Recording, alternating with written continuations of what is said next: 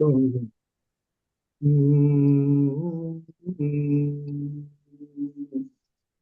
ओम।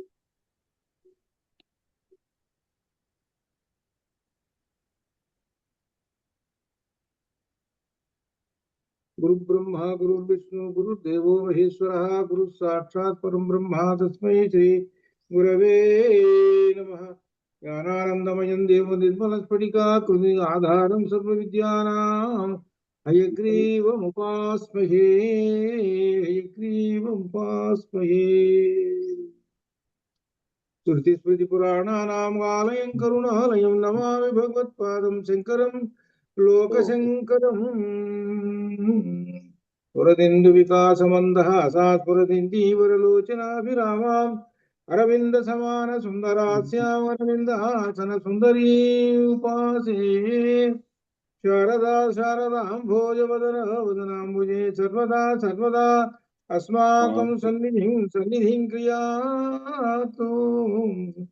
शुक्लां ब्रह्म विचारसार परमामाद्यां जगद्व्यापिनीं वीणा पुस्तकधारिणीं अभयदां जाड्यान्धकारापहां हस्ते स्फाटिकमालिकां विदधतीं पद्मासने संस्थितां वन्दे तां परमेश्वरीं बुद्धिप्रदां शारदाम्। शारदा शारदां भोजवदनाम्बुजे सर्वदा सर्वदा अस्माकं सन्निधिं क्रियातु। परब्रह्मणे नमो। సామవేదాంతర్గత చాందోగ్యోపనిషత్తు అధ్యయనం చేస్తున్నాము. ఇందులో ప్రాణదేవత ఉపాసన. ఈ ప్రాణదేవత ఉపాసనలో ముఖ్య ప్రాణం మీద ఈ ఇంద్రియములు అన్నీ తిరగబడ్డాయి, మేము గొప్పవానని. సరే, అట్లయితే మీరు ఒక్కొక్కళ్ళు ఒక్కొక్క సంవత్సరం పాటు ఈ దేహం నుంచి అశుచిగా అండి అని అన్నారు. అంటే దేహం నుంచి బయటికి పోండి, అప్పుడు కనుక ఈ దేహం కనుక అశుచి కనుక అయితే అప్పుడు మీరు గెలిచినట్టే అని అన్నారు. అనంటే ఇక అప్పుడు వరుసగా ఒక్కొక్కటి కన్ను చెవి ఈ విధంగా బయటికి వెళ్ళిపోయినాయి. కానీ బయటికి వెళ్ళిపోయినంత మాత్రాన ఈ శరీరం అశుచి కాలేదు అనగా ఈ మనిషి చనిపోలేదు. కన్ను వెళ్ళిపోతే గుడ్డివాడు చూస్తున్నాడు కదా, చివరికి మనసు కూడా వెళ్ళిపోయింది. మనసు వెళ్ళిపోయినా కానీ మనస్సు వెళ్ళిపోయినా మనస్సు లేనటువంటి వాడు జీవి ఉన్నాడు. మొట్టమొదటి పిల్లవాడు మనస్సు ఎక్కడుంది వాడికి ఏం తెలుసు తెలియదు కదా. కాబట్టి వీళ్ళందరూ ఒక్కొక్కళ్ళు బయటికి వెళ్ళినా ఈ శరీరం మాత్రం పోలేదు. చివరికి అవన్నీ కూడా ఆ ప్రాణదేవతను ఆశ్రయించాయి అని. ఆశ్రయించిన తర్వాత ఆ ప్రాణదేవతతోటి మాట్లాడినాయి. అయ్యా, మీరు ప్రాణదేవత, మీరు మాకు మహారాజు అండి. మేమందరం మీకు మహారాజు గారి దగ్గరికి ప్రజలు కానుకలు తీసుకొచ్చి ఇస్తుంటారు. రాజుగారు తీసుకుంటుంటారు. అనగా మేము బహుమతులు మేము ఇస్తుంటాం, అన్నం ఆహారం పెడుతుంటాం మీకు అని అర్థం అది. కాబట్టి 5 ఇంద్రియాలు ఏంటంటే మేము నీకు సహాయంగా ఉంటుంటాము. మీ యొక్క శక్తి ఉన్నది మాలో ఉంటుంటుంది. కాబట్టి మాలో ఉన్న శక్తి ఏమిటంటే మీ శక్తి, అదే ప్రాణశక్తి. అది కంటిలో ఉన్నటువంటి శక్తి ప్రాణశక్తి, వాక్కులో ఉండేటువంటిది, చెవులో ఉండేటువంటివి, ఇటువంటివన్నీ కూడా ఎవరి శక్తులు అంటే ప్రాణం యొక్క శక్తులు అని ఈ విధంగా చెప్పుకుంటూ వచ్చారనమాట. ఇది అయిన తర్వాత ఇక్కడ చివరన 194వ పేజీలో సవైవాచో నక్షుంసి శ్రోత్రాణేన మనాసి ఇది ఆచక్షతే. వాక్కులు ఈ విధంగా ఆ ఇంద్రియాలు చెప్పినాయి.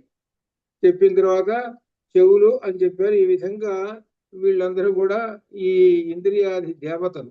అంటే చెవులో ఉన్నటువంటి ఏ శక్తి అయితే ఉందో ప్రాణశక్తి, ఆ ప్రాణశక్తి ఒక దేవత. అట్లా 5 ఇంద్రియములు అనమాట. ఈ ఇంద్రియాది దేవతలన్నీ కూడా ముఖ్య ప్రాణదేవత. వీళ్ళందరికీ అసలు ముఖ్య ప్రాణత మహారాజు గారు ఎవరంటే ముఖ్య ప్రాణం. అది ఈ మహారాజు గారు ముఖ్య ప్రాణం. ఆ ముఖ్య ప్రాణాన్ని ఆశ్రయించుకొని ఉంటాయి అని చెబుతున్నారు. అనే విధంగా చెప్పి 15వ మంత్రంలో ప్రాణ ఇది వా ఆచక్షతే ప్రాణో హి ఏవ ఆతాని సర్వాణి భవతి. ప్రాణములని ఈ విధంగా చెప్పారు. అన్ని ప్రాణములే 5లో ఉండేటువంటి అవి అన్నీ ప్రాణమే అవుతాయి అని ఆ విధంగా చెప్పి ముఖ్య ప్రాణం నిర్దేశించి వాక్కు కన్ను మొదలవ చెప్పిన మాట యథార్థమేనని చెప్పి శృతి ఈ ప్రకరణాన్ని ముగించేసేస్తున్నది. ఇది యథార్థమే అంటే సత్యమే అనగా ఇంద్రియముల్లో ఉన్నటువంటి శక్తి ప్రాణశక్తి అనేటువంటిది యథార్థము అనేటువంటిది చివరికి తేల్చేది ఇది ఈ విధం అనమాట. ఇంతవరకు మనం తెలుసుకున్నది ఏమిటంటే ఒక ముఖ్య ప్రాణదేవత శరీరంలో ఉన్నది. ఆ ముఖ్య ప్రాణదేవత యొక్క శక్తియే మన ఇంద్రియాలలో పనిచేస్తూ ఉన్నది. కాబట్టి ఇంద్రియాలు పనిచేయటానికి ముఖ్యమైనటువంటి ప్రాణశక్తి ఒకటి ఉన్నది అన్నిట్లోనూ. కాబట్టి 5 ఇంద్రియాలకి 5 ప్రాణదేవతలు ఉన్నారు అనేటువంటి ఆ దేవతలే ఎవరనగా ఆ ముఖ్య ప్రాణదేవతకి ఆశ్రయించి ఉన్నారు అని దాంతో ఆ ప్రకరణాన్ని ముగించేసేసి కొత్త ప్రకరణానికి ద్వితీయ ఖండంలోకి వస్తున్నారు.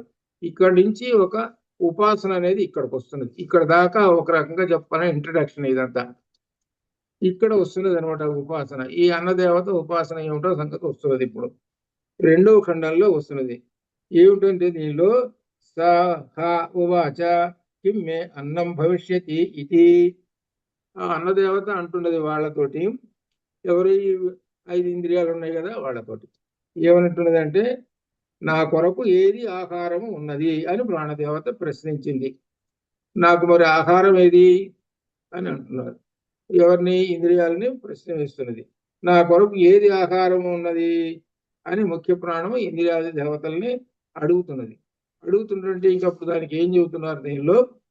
యత్కించిదిమాం స్వేభ్యః యత్కించిదిమాం స్వేభ్యః అసుగుణిభ్యః ఇది హోచుః ఇది హ ఊచుః.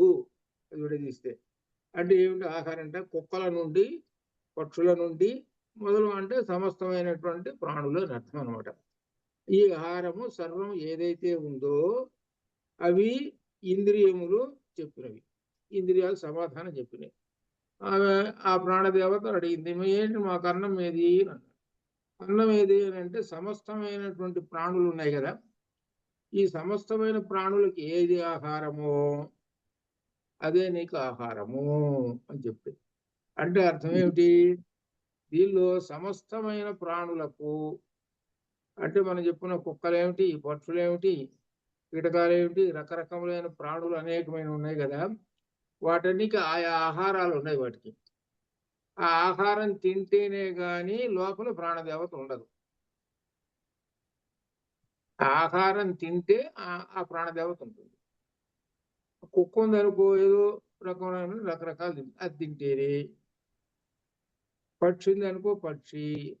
ఈ విధంగా సకల ప్రాణులు అనగా నీవు ప్రాణాన్ని ఉన్నవే ప్రాణదేవతకి ఎన్ని ఆహారాలు ఉన్నాయంటే ఎంతమంది అయితే ఈ జీవరాశులు తింటున్నారు, ఏవి తింటున్నారో అవంతా కూడా నీకు ఆహారమేను అని చెప్తున్నారు. అంతా నీకు ఆహారమే. కాబట్టి ఈ లెక్క ప్రకారం చూసుకుంటే ప్రతి ప్రాణికి ఏది ఆహారమో అదంతా ప్రాణదేవతకు వెళ్ళిపోతుంది. ఆ ప్రాణదేవత అప్పుడు ఆ శరీరంలో ప్రాణదేవత ఉంటున్నది. అన్నం బ్రహ్మేతి విజనాతు ప్రాణో బ్రహ్మేతి విజనాతు. అన్నం తిన్నావు కాబట్టి ప్రాణో బ్రహ్మేతి విజనాతు, ప్రాణం ఉన్నది. అన్నం తినలేదయ్యా, ప్రాణం ఎక్కడున్నది? కాబట్టి అన్నదేవత అంటున్నది, నాకు అన్నం ఏది? మరి నాకు ప్రాణం ఉండాలి కదా, బతకాలిగా నేను కూడా. మీరందరూ బతకాలి అంటే కూడా నేనుంటే మీరు బతుకుతారు, నేను లేకపోతే మీరు ఎట్టు బతుకుతారు? కాబట్టి నాకు అన్నం ఏది? కాబట్టి మనం అన్నం తింటున్నామని అంటే అర్థం ఏమిటి? ప్రాణదేవత అనేటువంటి దేవతని ఉపాసన చేస్తున్నాము అని అర్థం. అది ప్రాణదేవతను ఉపాసన చేస్తున్నాము అన్నం తింటున్నామంటే. సహజంగా ఏమనుకుంటున్నారంటే అన్నం ఆకలి వేసింది, ఆకలి వేసింది కాబట్టి గటా గటా గటా తినేసేయాలి, తినేసిన తర్వాత అమ్మాయి ఆకలి తీరిపోయింది అని అనుకుంటున్నారు. ఇక్కడ చెప్పుకోదగినటువంటి ఒక విశేషాలు వస్తున్నాయి ఇప్పుడు. సామాన్యంగా ఇది ఎవరు ఆచరించరు, కొద్దిమంది మాత్రం ఆచరిస్తూ ఉంటుంటారు. ఇప్పుడు అవి వస్తున్నది ఈ ప్రాణదేవత ఉపాసన, ఇది అనమాట దీంట్లో. కాబట్టి ఆ ప్రాణదేవత శరీరంలో ఉండాలి అని అంటే సకలమైనటువంటి ఏ జీవరాశులు ఉన్నారో వాళ్ళందరూ ఏ అన్నం తింటున్నారో ఆ అన్నమే అది ప్రాణదేవతకి. ఇప్పుడు మనిషి ఉన్నాడండి, మనిషి బతకాలి, గాలి ఉండాలి, బతికాడు. సరే, తర్వాత ఇంపార్టెన్స్ నీరు, బతికాడు. తర్వాత ఇంపార్టెన్స్ ఆహారం, బతికాడు. ఇప్పుడు ఇంతవరకు వాడికి ఏమి డ్రెస్సు లేదు, ఈ డ్రెస్సు లేదు వాడికి. అంటే పుట్టిన పిల్లాడికి డ్రెస్ ఎక్కడో డ్రెస్ తోటి వచ్చాడా వాడు? రాలా. కాబట్టి తర్వాత ఏం చేస్తాం మనం? డ్రెస్ వేస్తాం, వస్త్రం. కాబట్టి ఆ తర్వాత వస్త్రం అడుగుతుంటుంది, నాకు వస్త్రం ఏది మరి చెప్పండి అంట. ఇక్కడ ఉన్నదంతా విశేషమైనటువంటిది. అది వస్తున్న దీనిలో సర్వము దేవతలకు అన్నమే, సకలమైన అన్నమును భక్షించేది ప్రాణదేవతయే. అదే ఈ విధముకు అవగాహన కలుగుట కొరకే శృతి ఈ కథను చెప్పింది. ఆ ప్రాణదేవత యొక్క ముఖ్య శక్తి ఏమిటే, ఇంపార్టెన్స్, ప్రాణదేవత యొక్క గొప్పతనం ఏమిటని చెప్పడానికి ఈ ముందు భాగం ఈ కథ చెప్పుకుంటూ వచ్చింది. కాబట్టి ప్రాణదేవత అనేటువంటిది మన శరీరంలో ముఖ్యమైనటువంటి శక్తి.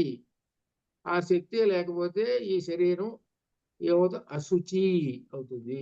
అది కాబట్టి ఈ శరీరాన్ని బతికించేది ఏమిటయ్యా అంటే ప్రాణదేవత బతికిస్తున్నది అని అర్థం.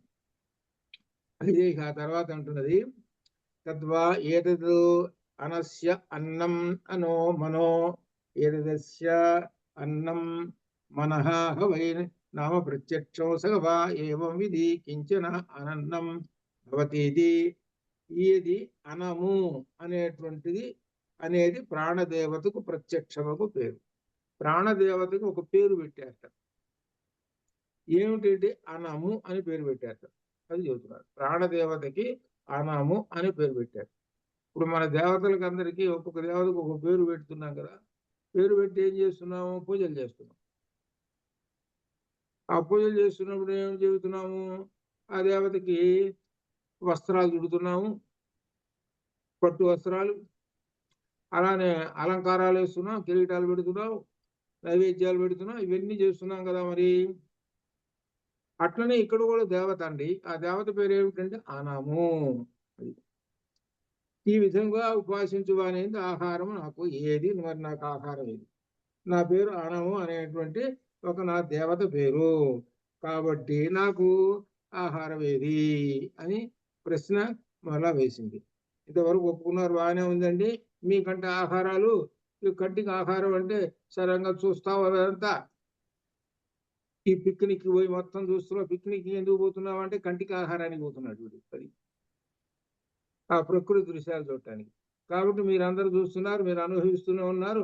మరి నాకేది అన్నాము అని అంటున్నారు.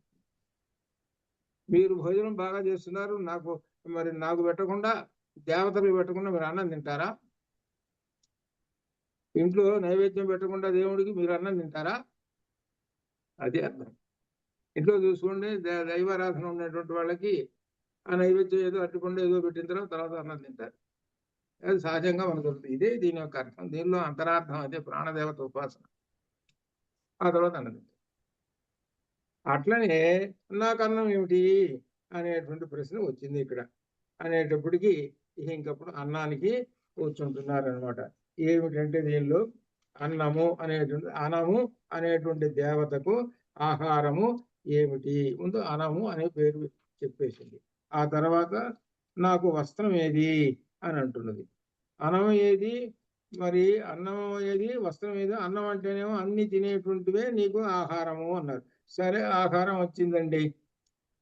ఆహారం వచ్చింది, నువ్వు వండుకున్నావు ఆహారం, బియ్యం పోసి వండుకున్నావు, గిన్నె నిండా ఉంది ఆహారం.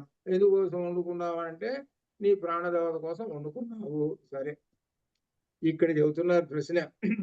సఖోవాచ కిం మే వాసో భవిష్యతి ఇది ఆప ఇది హోచుహో తస్మాత్ వా ఏతదశిష్యంతః పురహర్తా చ ఉపరిష్టాత్ ఆద్భిః ఉపరిష్టాత్ చ అద్భిః పరిదదతి లంభుగో వరధితి లంభుకోహ వాసో భవతి అనగ్నోహ భవతి. ఇక్కడ చెబుతున్నది ఏంటంటే నాకు వస్త్రం ఏది అని ప్రాణం మళ్ళీ అడిగింది. జలములని ఇంద్రియాలు చెప్పాయి. అయ్యా నీకు వస్త్రం జలాలండి అని. అన్నానికి తినే అన్నం ఉన్నది, అన్నానికి వస్త్రం ఏమిటి? నీళ్ళు అని అర్థం. కావుననే భోజనం చేయబోయేటటువంటి వాడు ముందుగా ఏం చేస్తాడు? ప్రాణమును జలములతో కప్పుట అనే ఈ పనిని చేస్తారు. ఇది ఇప్పుడు దీనిలో అన్నం తినాలి. ఇప్పుడు మనం ఇక అన్నం ఎట్లా తింటారో సంగతి మనం బ్రాహ్మణుని అడిగితే చెప్పాలి. నువ్వు చెప్పవయ్యా, అన్నం ఎట్లా తింటావో చెప్పానంటే ఏం తింటాం, పుటా తినేస్తామంటారు. అన్నం తినే విధానం చెబుతున్నాం. అన్నం ఏమిటి? ఆ ప్లేట్లో అన్నం ఉన్నది, ఆ అన్నంలో అన్ని వడ్డించబడ్డాయి, ఇక తినాలి. అన్నం తినడానికి ముందు మొట్టమొదట ఏం చెప్పుకోవాలి? ఏముండాలి పక్కన? అన్నిటికన్నా ముందు మంచినీళ్ళ గ్లాసు, మంచినీళ్ళు గ్లాసు పెడతారు. ఇక అన్నం అన్ని వడ్డిస్తారు. వడ్డించిన తర్వాత తినాలి. తినాల్సి వచ్చినప్పుడు ఏం చేయాలి? పరిశించనం చేయాలి. ఈ అన్నం ఎవరిది? ప్రాణదేవతది. ఏం చేస్తాడు అనమాట? నీళ్లు తల్లి ఏం చేస్తాడు? అవపోసన అనే మాట అంటారు. ఇప్పుడు దాన్ని అవపోసన అనే మాట అంటారు. ఏ మంత్రాన్ని ఉపయోగించాలి? గాయత్రి మంత్రాన్ని ఉపాసించాలి. అంటే గాయత్రి మంత్రాన్ని చదవాలి. గాయత్రి మంత్రాన్ని చదివి 5 మరి 5 వైపుల నుంచి 5 మెతుకులు అన్నం లోపలికి వేసుకోవాలి. ఈ వేసుకుంటే ముందుగా అన్నం మీద నెయ్యి వడ్డిస్తారు. నెయ్యి వడ్డించకుండా అన్నం తినరు. ఇది విధానం. ఇది నెయ్యి వడ్డిస్తారు. ఆ మెతుకులు 5 మెతుకులు ఒక్కొక్కటి 5 పంచప్రాణాలు. 5 పంచప్రాణాలు చెప్పుకుంటూ స్వాహా తోటి వాటికి స్వాహ, ఓం ప్రాణాయ స్వాహ. అది అయితే ఇది వేసుకునేది ఎలా వేసుకోవాలి అంటే పంటికి తగలకుండా వేసుకోవాలి. అసలు లెక్క పంటికి తగలకూడదు. ఓం ప్రాణాయ స్వాహ అనేటప్పుడు ఏమిటంటే స్వాహ శబ్దము ఎక్కడ ఉపయోగిస్తాము? అగ్నిదేవుడికి ఉపయోగించేటప్పుడు, అగ్నిదేవుడు పెట్టేటప్పుడు స్వాహ శబ్దాన్ని ఉపయోగిస్తాం. ఇంద్రాయ స్వాహ అంటూ అన్ని పోస్తారు. అంటే ఇంద్రుడికి వెళ్ళిపోతుంది. అట్లా అనమాట. అలా 5 పంచ ప్రాణాలతోటి ప్రాణాయ స్వాహ, అపానాయ స్వాహ మొత్తం 5 వేసేసుకుంటాడు. ముందు నీళ్లు తలుగుతాడు. దేని మీద? కొంచెం అట్లా ప్రేక్షించారు. ఇది అన్నం మీద. అనగా ఆ నీళ్లు తల్లాడు చూశారు, అది వస్త్రం. దేవతకి వస్త్రం అది. అనగా అర్థం ఏమిటి? దేవతని ఉపాసన చేయటం. ఇది అర్థం. ప్రాణదేవత ఉపాసన అంటే అర్థం ఇది. ఇక్కడి నుంచి వస్తున్నది అసలు లెక్క మనకు పాఠం. సరే, ఉపాసన చేసుకొని తీసుకున్నాడు. మధ్య మధ్యలో వీడు ఏం చేస్తాడు? గ్లాస్ పెట్టుకున్నాడు కదా నీళ్లు, మధ్య మధ్యలో తాగుతూ ఉంటుంటాడు నీళ్లు. అంటే అర్థం ఏంటి? లోపల ప్రాణదేవతకి ఆ వస్త్రాన్ని సమర్పిస్తున్నాడని అర్థం. అది చివరికి ఏమిటి అంటే అన్నము జలము ఉండాలి. అన్నమునకు అనగా ప్రాణదేవతకి అన్నము ఏమిటి అంటే జలము. మరి తినే వస్తువు ఏదైతే ఉన్నదో అదంతా కూడా ఆహారము. మరి వస్త్రం ఏమిటి? ఆ ప్రాణదేవతకి జలము. అది అర్థం. కాబట్టి ఆ జలం కూడా పవిత్రమైనటువంటిది ఆ జలము. అందుకనే మనం మాట ఏమైనా ఉపయోగిస్తాము అంటే అన్నం తినేటప్పుడు నీళ్లు పట్టుకురా అక్కడ అంటారా ఎవరన్నా? లేదా ఆ శబ్దం ఉపయోగించరు. ఏం మంచినీళ్ళు ఏవి మరి? అదే అర్థం. మంచి అనే పదం వేయటం వల్ల ఏమవుతుంది? పవిత్రమైన జలాన్ని అక్కడ పెట్టుకున్నాం. అది అర్థం. అట్లా అనమాట. మామూలు నీళ్లు అనేటప్పటికి అన్నిటికీ వెళ్ళిపోతుంది. కాబట్టి మంచినీళ్లు పెట్టరానంటే ఆ వస్త్రము శుభ్రమైన వస్త్రము. అది అర్థం. ఆ శుభ్రమైన వస్త్రాన్ని ప్రాణదేవతకి కప్పేస్తున్నాం. అనగా అన్నం తినే విధానం ఏమిటో తెలుసుకొని అలా చేస్తే ప్రాణదేవత ఉపాసన. అది అర్థం. అది ఇప్పుడు అన్నం తింటున్నాడండి. అన్నం తింటున్నాడు. ఒక 5 నిమిషాలు అయింది, ఇంకా పూర్తి కాలేదు. ఇంకో ఎవడో వచ్చాడు. అయ్యా వచ్చామండి అనేటప్పటికల్లా అక్కడి నుంచి లేచి బరాబరా పోయి తలుపులు తీసి కూర్చోండి సార్ అని అన్నాడు అనుకో, అప్పుడు ఏమిటి? ప్రాణదేవతని అవమానపరిచినట్టు లెక్క. అన్నం ముందు లేవకూడదు.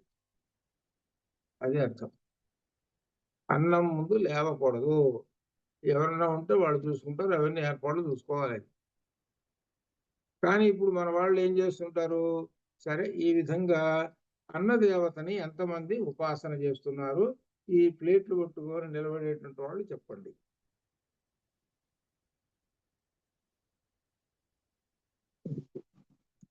అంటే ఏమిటి?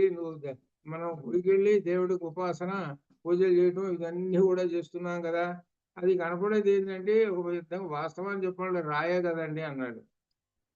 రాయే కదంటే వెంకటేశ్వర స్వామి బొమ్మ ఏమి రాయే కదా. రాయికి నువ్వేం పెట్టావు? ఒక వస్త్రం చుట్టావు, బాగా చేసేస్తున్నావు. నువ్వు అర్థం చేసుకో మరి ఏమిటో మరి. సరే బాగానే ఉన్నది. సర్వం కల్విదం బ్రహ్మ అన్నావు. సరే దేవుడు అన్నారు, సరే మెచ్చుకున్నాం, బాగానే ఉంది.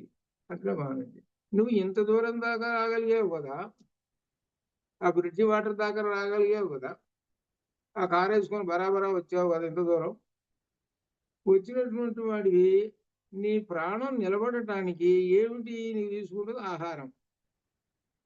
ఆహారం నువ్వు ఎట్ట తీసుకుంటున్నావు చెప్పు మరి, ముందు ఆ సంగతి చెప్పు. ఆహారం మరి ప్రాణదేవతని బతికించడం కోసము ఆహారము ఎన్ని రకాలుగా ఎట్లా తీసుకుంటున్నావు అని నాకు ఒకసారి చెప్పు. బజార్లో పోతున్నావు, అక్కడ బజ్జీలు బండి కనపడుతుంది. బజ్జీల బండి కనబడేటప్పుడు కూడా అబ్బా అబ్బా కళ్ళు చూసినాయి కదా, ఎట్లున్నాయో టేస్ట్. ఒక 4 తిన్నాడు, మరి 4 పొట్లం కట్టించుకున్నాడు, ఇంటికి తీసుకుపోయినాడు.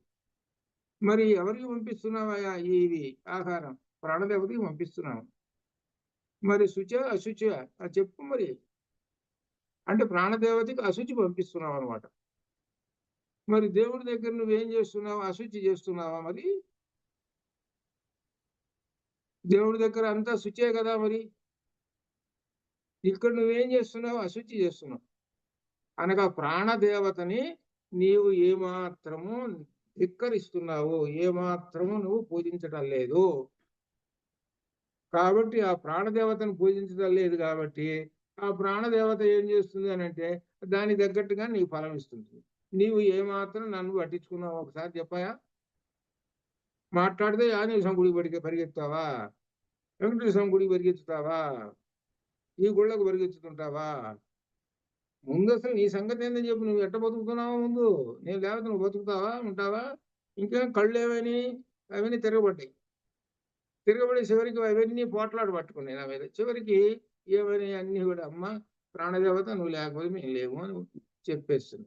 అంటే మనకన్నీ ఈ కళ్ళు పని చేయాలన్నా, ఇంద్రియాలు పని చేయాలంటే లోపల ఉన్న ప్రాణదేవత ఉన్నది.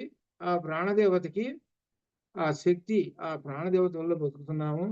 కాబట్టి వేదం ఏం చెప్పింది? అన్నం బ్రహ్మేది విజనాతు అన్నాదేవ కల్విమాని భూతాని జాయంతే అన్నేన జాతాని జీవంతి అన్నం ప్రియం సవిజం విశంతి తద్విజ్ఞాయ ప్రాణో బ్రహ్మేది విజనాత్ ప్రాణో బ్రహ్మేది విజనాత్ ప్రాణాదేవ కల్విమాని భూతాని జాయంతే అన్నేన ప్రాణేన జాతాని జీవంతి. ప్రాణం వలనే అన్ని బతుకుతూ ఉన్నాయి అని వరుసగా తైతీర ఉపనిషత్తు చెప్పుకుంటూ వచ్చింది. అన్న ప్రకరణం చెప్పింది. కాబట్టి అన్నం అనేటువంటిది దేవత. ఆ దేవతని, ఆ దేవత ఎవరికి అంటే ప్రాణదేవతకి ఆహారము.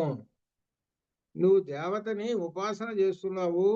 ఎలా చేస్తున్నావు అని అంటే వస్త్రాలు కడుతున్నావు, పూలమాలలు వేస్తున్నావు, మంత్రాలు చదువుతున్నావు, మరి నైవేద్యం పెడుతున్నావు, ఇన్ని చేస్తున్నావు. బయట ఆలయంలోనే ఎక్కడో, ఇంట్లో కూడా అట్లా చేస్తున్నావు. బాగానే ఉంది. అసలు నేనుంటేనే కదా నువ్వు చేస్తున్నది. అసలు నేను దేవతను, నేనున్నాను, నన్ను ధిక్కరించి అంటే నన్ను అవమానపరుస్తున్నావు. రోజు అవమానపరుస్తున్నావు. ఒక్క రోజున గౌరవించావా? ఒక రోజున నమస్కారం చేసావా? అసలు ఎవరికి? ఆ అన్నానికి నమస్కారం చేసావా? ఎప్పుడన్నా చేసి అసలు ఉంటేనేగా. ఈ ప్లేట్లు పట్టుకొని బొచ్చలు పట్టుకొని నిలబడేటువంటి వాళ్ళు ఎవరు నమస్కారం చేస్తున్నాడు చూడండి. వరుసగా బొచ్చలు పట్టుకొని నిలబడుతుంటుంటాడు. వాడు వడ్డించేవాడు, వాడు రకరకాలు చెప్పి ఇంకా వర్ణించడం అలాగే కాదు. అది దానిలో 2 పదాలు వస్తాయి మీకు. ఆ 2 పదాలు కూడా మీకు కూడా చెబుతా. ఏమిటా 2 పదాల దగ్గర రాగానే ఇక నేను మాత్రం ఇక ప్లేట్ సంగతి తర్వాత నాయన, ఇక తొందరగా ఏదన్నా స్వీట్ ఏదన్నా ఉంటే ఒకటి చూడండి, అది తిని పరిగెత్తుతాను. ఇక మనం వెళ్ళినప్పుడు కూడా అంతే. 2 పదాలు ఏంటో తెలిసిన? ఆ 2 పదాలు కనుక వచ్చినాయి అంటే తినే అన్నం కూడా అక్కడ ఉన్నాక తిరుపతి ఉంటుంది. ఎవరివి ఆ 2 పదాలు? ముస్లింకి. ఏమిటి? పలావ్ ఒకటి, బిర్యానీ ఒకటి. అవి రెండు లేనిదే అసలు ఇప్పుడు బొచ్చకూడు లేదు. అది ఎక్కడికన్నా వెళితే అందుకని వీళ్ళు పిలుస్తుంటే ఈ బొచ్చకూడు పోవాల్సి వచ్చేటప్పటికి వీళ్ళు అవి పెడతారు. ఎవరు పెడుతున్నారు? అందరూ పెడుతున్నారు. అట్లా అంటే ఏమిటనమాట, దీనిలో అన్నమును గురించి ఏ మాత్రం పట్టించుకుంటున్నాడా?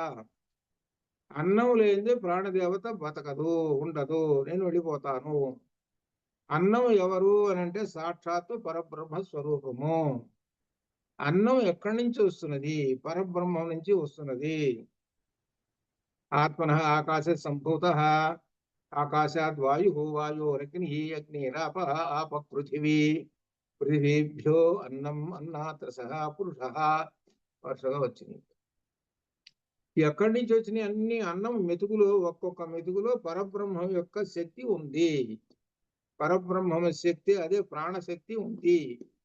అటువంటి అన్నాన్ని నీవు ఏమాత్రమైనా గౌరవించి తింటున్నావా? అది ప్రశ్న. అందుకనే నేను పిల్లలకు కూడా భగవద్గీత ఇప్పుడు దేశమంతా, అమెరికా దేశమంతా భగవద్గీత మారుమవుతున్నది కదా. కాబట్టి అందుకని ఆయన గణపతి సత్యనారాయణ స్వామి, అయ్యా అర్థం చేసుకొని కాస్త పాటించుంటారు అంటున్నారు. అన్నం తినేటప్పుడు బ్రహ్మార్పణం, బ్రహ్మహవి, బ్రహ్మజ్ఞో బ్రహ్మణాహుతం, బ్రహ్మైవతేన గంతవ్యం, బ్రహ్మకర్మ సమాధినా. అన్నానికి నమస్కారం చేసి, లేకపోతే వేదమంత్రం కనుక వస్తే, వేదమంత్రాలు ఇప్పుడు చెప్పాను కదా, ఇది 5 అంటే 5 కోశములు. మొట్టమొదటి అన్నకోశము, ప్రాణకోశము, మనోమయ కోశము, విజ్ఞానమయ కోశము, ఆనందమయ కోశము. 5 కోశాలు మన శరీరంలో ఉన్నాయి. ఈ 5 కోశములు కూడా ఆ పరిపాలించేటువంటి ఆయన ముఖ్యమైనటువంటి పరబ్రహ్మము అని అర్థం. ఆ పరబ్రహ్మాన్ని దగ్గరే ఉంటుంది ఈ ప్రాణదేవత. అదే అత్యర్థము 1.5 అనగా ప్రాణదేవత ప్లస్ ఈ పరబ్రహ్మము, ఇది అర్థం. ఇలా అనమాట. అయితే ఏం చేస్తున్నారంటే, ఎవడన్నా పట్టించుకుంటున్నాడా నేను చూస్తుంటే, ఎవడు పట్టుకుని అయ్యా ఉపనయనం అయిందండి వాళ్ళన్నా చేస్తున్నారు, వాడు అంతకన్నా లేదు. ఇప్పుడు ఎంతమంది ఉన్నారు లెక్కేసుకోండి. అది అది అందుకని అన్నం తింటాం, ఇదంతా ఎందుకు బాబు అని ఆ బొచ్చకూడు ఇస్తే, బొచ్చకూడు అక్కర్లేదులే, ఆ స్వీటు ఏదో పడేయండి, ఇంకా ఆ స్వీట్ ఒకటి తినిపోతానని అక్కడ పడేసి ఆ విధంగా బయటికి రావటం. మరి అన్నం పెట్టుకుంటే మరి ఇవన్నీ ఎక్కడ పడుతుంది? పరీక్షించడం ఇదంతా ఎక్కడ పడుతుంది? ఎక్కడ సాగుతుంది? కాదు కదా, అపవిత్రం కదా చేయటం. అపవిత్రాన్ని రోజు ప్రతివాడు శరీరంలోకి ప్రాణదేవతకి పంపిస్తున్నాడు. అట్లనే నువ్వు బ్రిడ్జి వాటర్కి పోయి అపవిత్రం అంతా పెట్టు. మరి అట్టయితే అపవిత్రాన్ని తీసుకెళ్ళి పెట్టు, అక్కడ మాత్రం పవిత్రం పెట్టాలి. అక్కడేది తెలిసినట్టు, ఇది బాగా తెలిసినట్టు, అది తెలియదు, ఇది తెలియదు, ఏది తెలియదు. ఇదే పని ఒకడమంటే ఒకడు పరిగెత్తడం, ఎంత రెండో తెలియదు. ఇట్లా తయారైంది అనమాట ఇదంతా. అందుకని ఏం చెప్పారంటే, వేదం చదువుకోరా, వేదంలో ఏం చెప్పాడో అది అర్థం చేసుకో, వేదంలో చెప్పిన దాని ప్రకారంగా నడుచుకోరా అని కూడా చెప్పింది. అందుకని శంకరులు వేద మార్గాన్ని ఉద్ధరించడం కోసం వచ్చాడు శంకరులు. అట్లా అనమాట అది. అందుకోసమని ఇక్కడ మనకు ప్రాణదేవత ఉపాసనలో, అందువలన ప్రాణదేవతని అన్నం తినేటప్పుడు అది అనమాట. ముఖ్యంగా అన్నం ఉంటే పండ్లు తింటున్నాం కదంటే, ఆ పండ్లను కూడా ఏంటంటే దేవుడి దగ్గర పెడతారు తీసుకొచ్చి. ఒకటి ఏదైనా అరటి పండ్లు తెచ్చారనుకో, 2 అరటి పండ్లు పెట్టేసి నమస్కారం చేసిన తర్వాత మిగిలినవి తీసుకోవచ్చు, ఏం పర్వాలేదు. అనగా అర్థం ఏంటి? భగవంతుడికి సమర్పించేసి ప్రాణదేవతకి ఇచ్చేస్తున్నాం, అది అర్థం. ఇక్కడ ప్రాణదేవత అని అంటే ఇంకొక రకంగా ఏమనంటే, మనం ఏంటంటే సాక్షాత్ పరబ్రహ్మ స్వరూపము, ప్రాణో బ్రహ్మ. అందుకనే చెప్పారు కదా, అన్నం బ్రహ్మేతి విజనాతు, ప్రాణో బ్రహ్మేతి విజనాతు, మనో బ్రహ్మేతి విజనాతు, విజ్ఞానం బ్రహ్మేతి విజనాతు, ఆనందం బ్రహ్మేతి విజనాతు. ఇవన్నీ బ్రహ్మస్వరూపాలు అన్నమాట ఇవి. కాబట్టి ఈ విధంగా చేయాలి. అలా చేస్తుంటే ప్రాణదేవతని మనం ఉపాసన చేసినటువంటి వాళ్ళం అవుతాము. కాబట్టి ఆహారానికి తినేటప్పుడు జలం కూడా పెట్టుకుంటాము. అది ఏమిటంటే ఆ జలము ఆ ప్రాణదేవతకు వస్త్రము, అది వస్త్రం పెట్టామన్నమాట. ఇది ఆ తర్వాత అంటున్నాడు, తతి హేతత్ సత్య కామో జాబాలోకో శృతయే వయ్యాకృపాధ్యాయో ఉక్తవాచ. ఇటువంటి ఉపాసనను, ఇప్పుడు చెప్పుకున్న ఉపాసనను, ప్రాణదేవత ఉపాసనను సత్యకాముడు అనగా సత్యకామ జాబాల వృత్తాంతం చెప్పుకున్నాం. సత్యకామ జాబాల వృత్తాంతం 1000 ఆవులు గుర్తుకొచ్చింది కదా, సత్యకామ జాబాల వృత్తాంతం అది. ఆయన ఎవరు చెప్పున్నాడో గోశ్రుతి కొరకు ఉపదేశించాడు.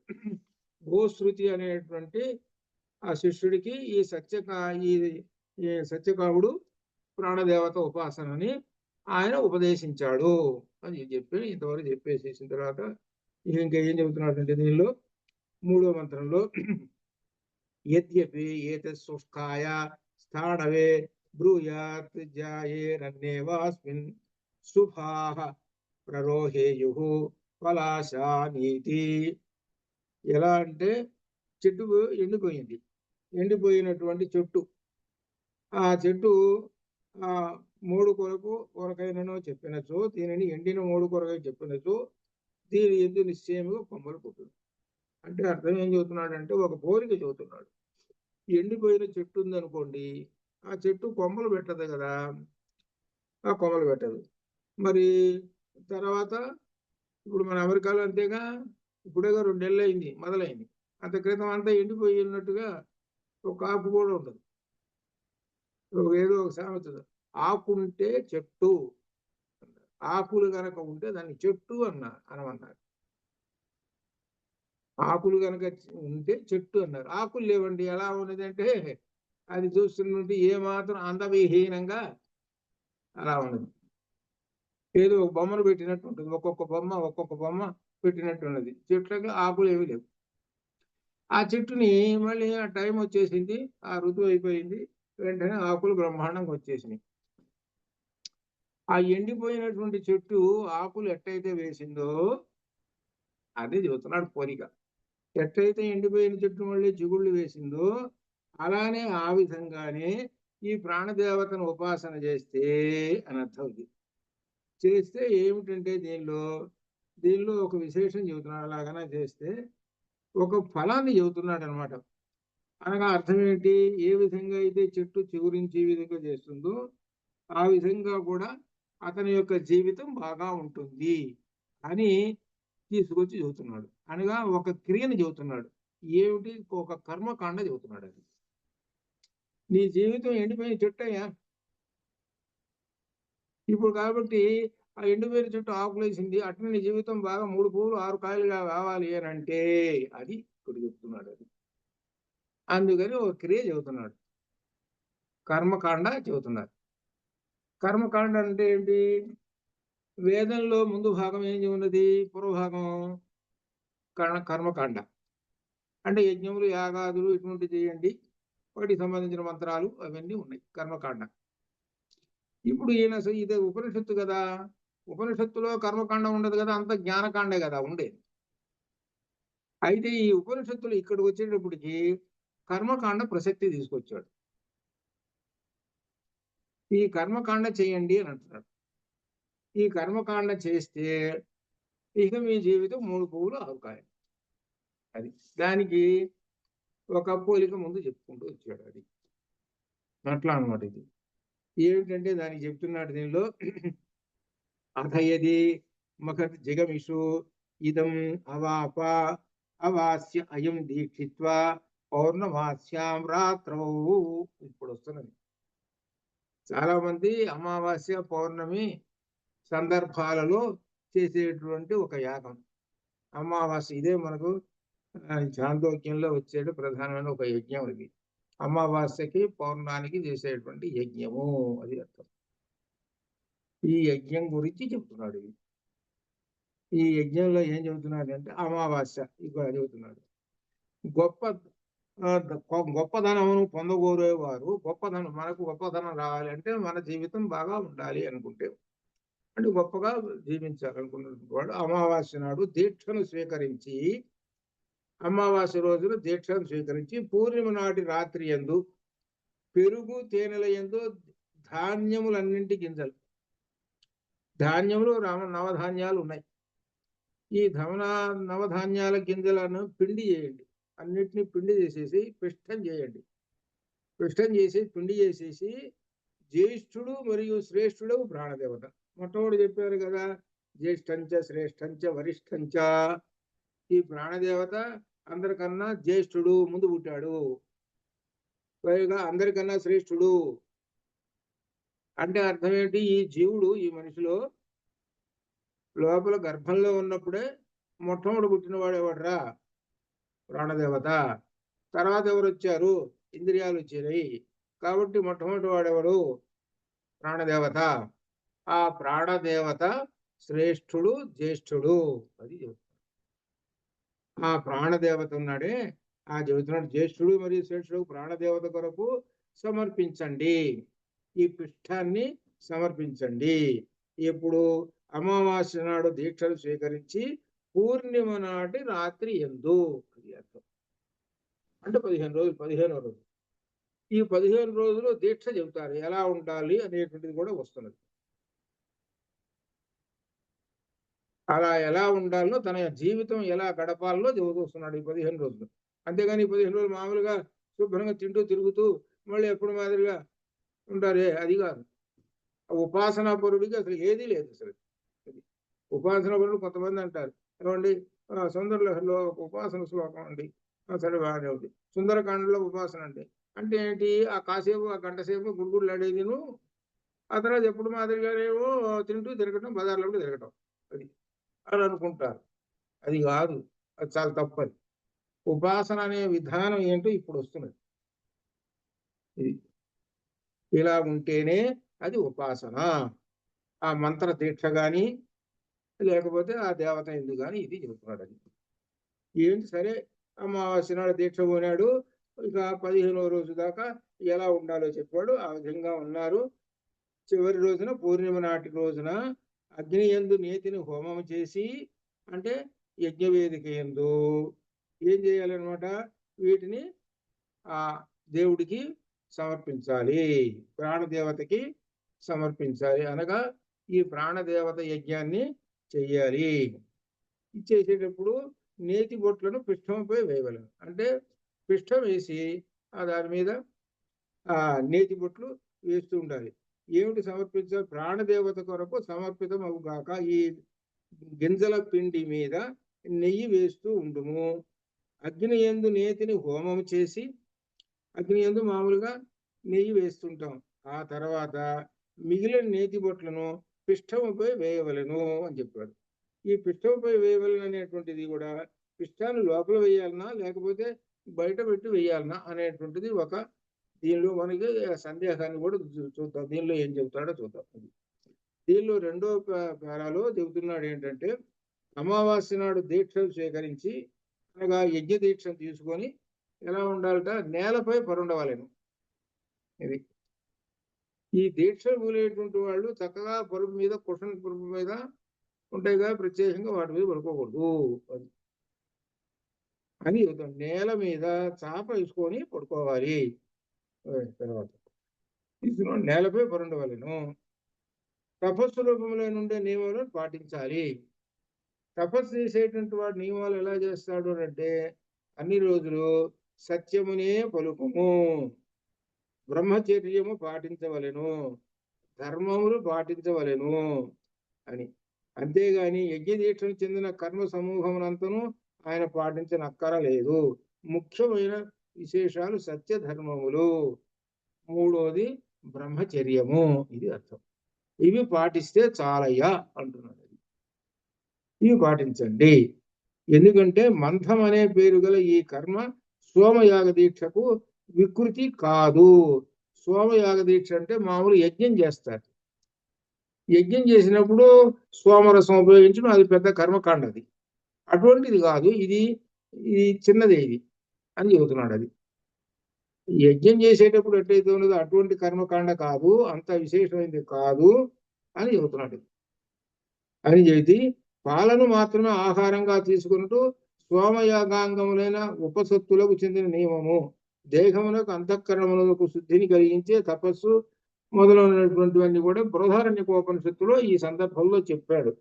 బృహదారణ్యకోపనిషత్తు వచ్చినప్పుడు యజ్ఞ దీక్షకు సంబంధించి విశేషాలు ఉన్నాయి. అని చెప్తూ సోమయోగానికి సంబంధించినట్టు దీక్షలన్నీ అవసరం లేదు, ముఖ్యమైన దీక్షలు మాత్రం పాటించాలి. ఈ యజ్ఞం చేసేటువంటి వాళ్ళు ఈ మంద యజ్ఞము, ఇది మంద యజ్ఞం అనమాట. ఇదనమాట. ఇది పూర్ణిమ నాటి రాత్రి యందు కర్మను ఆరంభించాలి. మళ్ళీ అమావాస్య నాడు మొదలు పెట్టినటువంటి వాడు ఉన్నాడు అనుకో, పూర్ణిమ రోజున పూర్తి చేసుకుంటాడు. అటువంటి వాళ్ళు కొంతమంది పూర్ణిమ నాడు మొదలు పెడతారు. పూర్ణిమ నాడు మొదలుపెట్టి అమావాస్య రోజు పూర్తి చేస్తారు. అట్లా. లేకపోతే ఇతనే 2 చేసుకుంటే చేసుకోవచ్చు. అమావాస్య పూర్ణమి 2 చేసుకోవచ్చు అనమాట. అమావాస్య రోజున పూర్ణిమ రోజున 2 అనమాట. ఈ విధంగా కర్మను ఆరంభించాలి. అన్ని ఔషధులను అనగా జనులు పండించే బియ్యము, గింజలు ఇవన్నీ చెప్పారు కదా. ఏది రకరకాలైనటువంటి ధాన్యాలు ఉన్నాయే, ఆ ధాన్యముల పిండి, వీటన్నిటిని కూడా గింజలు మరియు అడవిలో దొరికే అన్ని నివర ధాన్యం మొదలైనటువంటివి అన్నిటిని కూడా తీసుకొచ్చి వాటిపై ఊకను తీసివేసేసి, అంటే పై పొట్టు, అంటే వడ్ల గింజ మీద పై పొట్టు ఉంటుంది, అది అనమాట. ఆ ఊకను తీసేసి కంచమునందు కానీ చెమసా పాత్ర ఎందు కానీ ఉంచి పెరుగు తేనెలతో బాగా చిలకవలేదు. ఈ పాత్ర విశేషమును బృహదార నికోసం ఉన్నది. దాన్ని ఎదురుగా ఉంచుకొని జ్యేష్ఠుడు మరియు శ్రేష్ఠుడు ప్రాణదేవత కొరకు సమర్పించుగాక అని లౌకికాగ్ని యందు నేతిని హోమస్థానములో హోమం చేసి స్రవమునకు అంటుకున్న నేతి బొట్టను ఆ క్రింద ఉన్న పిష్టమునందు పడినట్లు విదల్చవలెను. అంటే అర్థం ఏంటి? పిష్టం బయట పెట్టాలి అని అర్థం. అది అంటే లోపల వేసేటువంటిది మామూలు నెయ్యి వేస్తూ ఉండాలి. ఆ నెయ్యి వేస్తుంటే ఆ నేతి బొట్టునే కొన్ని నేతి బొట్లు ఈ పిష్టం మీద కూడా వేయాలి అని చెబుతున్నాడు. అది అని చెప్పి ఈ విధంగా వశిష్ఠమున విశిష్టము ప్రాణదేవతకు సమర్పితము కాక అని అగ్ని యందు నేతిని హోమం చేసి మందశిష్టమునందు నేతి బొట్టును విదల్చాలి. ప్రతిష్ఠ అనే గుణము గల ప్రాణదేవత కొరకు సమర్పితమవు కాక కానీ అగ్ని యందు నేతిని హోమం చేసి మంధమునందు నేతి బొట్లను విదల్చాలి. సంపద్గుణ విశిష్టముకు ప్రాణదేవత కొరకు సమర్పితముగాక అని అగ్ని యందు నేతిని హోమం చేసి మంధనమునందు నేతి బొట్లను విదల్చాలి. ఆశ్రయమైన ప్రాణదేవత కొరకు సమర్పితమవు గాక అని అగ్ని యందు నేతిని హోమం చేసి మంధనమునందు నేతి బొట్లను విదల్చాలి అని మంత్రభాగం 4వ మంత్రం స్వాహాకారంతో సమానంగా ఉన్నది. వశిష్ఠ ప్రాతిష్ఠత్వ సంపత్వ ఆయనత్వ గుణములతో కూడిన ప్రాణదేవత కొరకు సమర్పితమగును గాక అని వేరువేరుగా హోమం చేసి పైన చెప్పిన విధంగా స్రువమునకు అతుకుకొని ఉన్న నేతి బొట్లను మంధముపై చివరికి విదల్చాలి. తరువాత అగ్నికి వెనుకకు జరిగిన మంధనమును దోసిలి యందు ఉంచుకొని, అగ్నికి వెనుకకు అంతకుముందు జరిగిన మంధనమును దోసిలి యందు ఉంచుకొని ఇట్లు జపించవలెను. ఈ మంధనం అని అంటే ఏమిటి? నెయ్యి. నీవు అమ అనే పేరు గలదానవు. అమావాస్యలో అమ, పూర్ణిమలో అమ. అమావాస్యలో అమ, పూర్ణిమలో అమ. నీవు అమ అనే పేరు గలదానవు. ఈ సర్వము ఈ సన్నిధితో ఉన్నది. ఇక్కడ అమ ఉన్నదే వ్యాకరణంలో వస్తుంది. కథం పౌర్ణమాసి యుక్త, వ్యాకరణంలో వచ్చింది మాకు ప్రశ్న. ఇది వ్యాకరణాలు చదువుకున్నప్పుడు దానిలో కథం పౌర్ణమాసి యుక్త అది ప్రశ్న. అక్కడ వ్యాకరణంలో అక్కడ విశేషంగా వస్తుంది. అట్లా ఈ విధంగా ఈ చెబుతున్నాడు ఏంటంటే అమహ అనేది ప్రాణదేవతకు పేరు. ఇందాక ప్రాణదేవతకి నా పేరు అనము అని చెప్పాడు. ఆ అనమునే అమ చెబుతున్నాడు. అనగా అమావాస్య అంటే దానిలో అమ ఉన్నది. అమ అనేటువంటిది ఏమిటి అంటే ప్రాణదేవతకు పేరు. ఇంతకాలం నుంచి మనం అనుకోవట్లేదు అమావాస్య. ఇవాళ ఏంటంటే అమావాస్య. అమ అనేటువంటి ప్రాణదేవత ఉన్నది అని అర్థం అనమాట. పూర్ణిమ అమ అనే ప్రాణదేవత ఉన్నది, ఇది అర్థం అనమాట. అమ అనేటువంటి ప్రాణదేవత. ప్రాణము ఆహారంతో కూడి దేహమునందు ప్రాణన వ్యాపారమును చేయుచున్నది. ఇందువలన మంథద్రవ్యం ప్రాణదేవత ఆహారం కనుక అమో నామాసి అని ప్రాణరూపముగానే శుద్ధించబడుతున్నది. అమో నామ అసి, అమో నామ అసి. అమ అనేటువంటి పేరు అసి కలిగి ఉన్నటువంటి దానవు అని ప్రాణరూపంగానే శుద్ధించబడుతున్నది. ఎందుకంటే ప్రాణరూపము నీకు ఈ సకల జగత్తు నీతో కూడియే ఉంది. అమ సహ అమావాస్య, అమ్మతో కూడి ఉన్నది ఈ జగత్తు. అది అర్థం. అమావాస్య అనేటువంటి దానికి అర్థం చెబుతున్నాడు అనమాట. అమ్మతోటి కూడి ఉన్నది, అమ సహ, అమ్మతో సహా అంటే కూడి ఉన్నది అని. ఇది ఈ జగత్తు అమావాస్యతో కూడి ఉన్నది అని అర్థం. సహజంగా మనకు భౌతికంగా ఏంటి అమావాస్య అంటే అయ్యో బాగా చీకటండి అని అంటాం. అట్లా అనమాట. ఈ సకల జగత్తు నీతో కూడియే ఉన్నది అని. ఇందువలన నహి సహి జ్యేష్ఠ శ్రేష్ఠ, ఆ ప్రాణమంతము జ్యేష్ఠము శ్రేష్టము. స హి జ్యేష్ఠ శ్రేష్ఠ మొట్టమొదటి చెప్పారు కదా. ఏమిటి ప్రాణ జ్యేష్ఠ శ్రేష్ఠ అని చెప్పారు కదా. కాబట్టి ఎట్లా అంటే ఇది ఇంతసేపు చెప్పుకుంటూ వచ్చాడు. ఆ మంథము జ్యేష్ఠము శ్రేష్టము, ఆ ప్రాణమే మంథముట. ఈ చివరికి ప్రాణము అంటే మంథము అని బ్రాకెట్లో చెబుతున్నాడు. ఇక్కడ మంథము అంటే ప్రాణము అనేటువంటి చెబుతున్నాడు.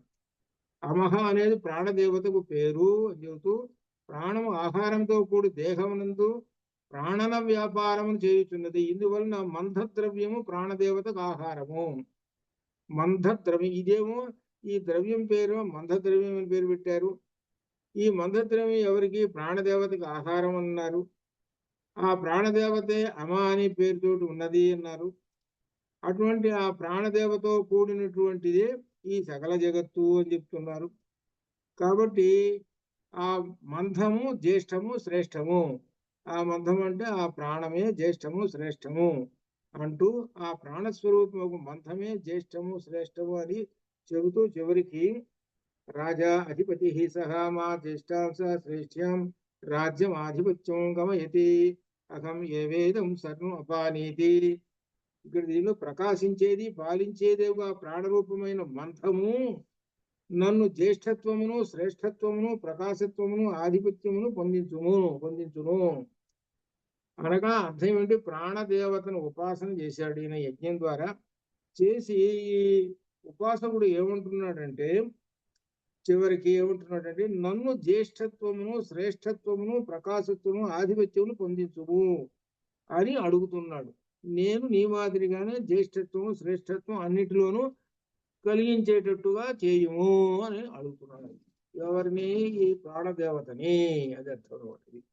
ఇది శృతి యొక్క ఫలం, చేసేటు కర్మకాండ యొక్క ఫలం. కర్మకాండ చేసినందువలన ఈ ఫలం కానుట శ్రేష్ఠత్వం పొందాలట, ప్రకాశత్వం పొందాలట, అన్నిట్లో ఆధిపత్యం పొందాలట. కాబట్టి ఈ సర్వం నేనే అగుదును గాక అని ఈ సాధకుడు అడుగుతూ ఉన్నాడు అనమాట. అట్లా అడుగుతూ ఈ రుక్కుతో ప్రతి పాదమునకు కొంచెం చొప్పున భక్షించాలి. తరువాత ఈ రుక్కుతో ప్రతి పాదమునకు కొంచెం చొప్పున భక్షించాలి. తత్సవితుని భక్షించాలి అనగా ఏమిటి? గాయత్రి మంత్రంతో.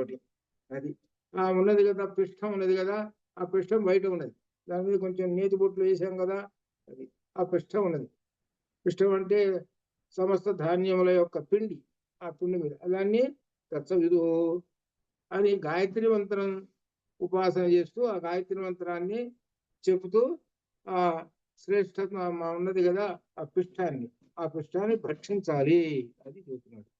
అని చెబుతూ చివరికి తురం అని కంచమును లేదా చమన పాత్ర, దీన్ని చెంచాతో చెమస పాత్రను కడిగి మొత్తం అంతను త్రాగేసేయాలి. ఆ చెమస పాత్రతోటి నెయ్యి పోసావు కదా, నెయ్యి పోసేసావు. ఆ నెయ్యికి ఉన్నటువంటి ఏదైనా ఉంటే మొత్తం శుభ్రంగా తీసుకొని అదంతా తినేసేయి. అప్పుడు కడిగేసేయి.